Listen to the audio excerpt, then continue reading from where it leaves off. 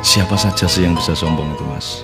Jadi gini, orang itu dari punya sepeda terus punya motor, dia mulai muncul kesombongan.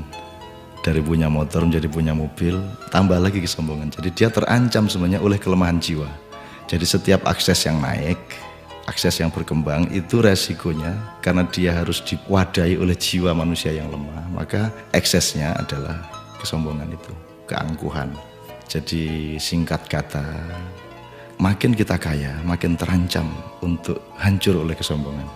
Dan ini bukan hanya soal kaya, makin pinter juga biasanya makin sombong, Mas. Jadi ada yang namanya kesombongan feodal, itu untuk orang-orang kaya. Ada kesombongan kuasa, itu orang tuh makin berkuasa, makin sombong, makin tidak tahu bagaimana berdiri sejajar dan dengan orang lain. Jadi kekuasaan menciptakan kesombongan, kekayaan menciptakan kesombongan. Dan saya ingin mengatakan poin yang sebenarnya bukan itu. Kepandaian juga sangat berbahaya untuk memunculkan kesombongan kita. Dalam bahasa populer kita sebut keangkuhan intelektual.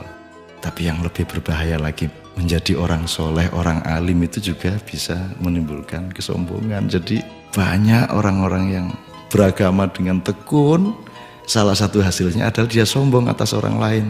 Diam-diam selalu merasa lebih hebat dari orang lain, lebih masuk surga daripada orang lain, lebih diterima Allah oleh orang lain. Jadi teman-teman sekalian, sesungguhnya ajaran yang paling dahsyat keindahannya adalah ajaran mengenai tawadhu, ajaran mengenai kerendahan hati. Jadi orang sholat, orang beribadah itu adalah latihan untuk mencampakkan diri, bukan untuk mengunggul dan menegakkan diri. Mencampakkan diri di hadapan Allah. Kita bersujud-sujud, tersungkur-sungkur, supaya kita siap untuk berlaku rendah hati kepada siapapun.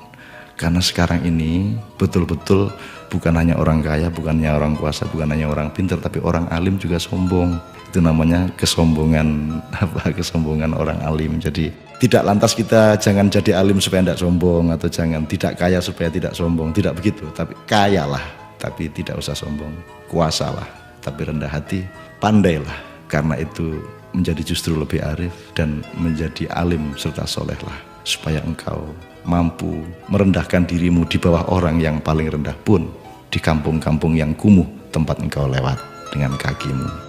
Terima kasih.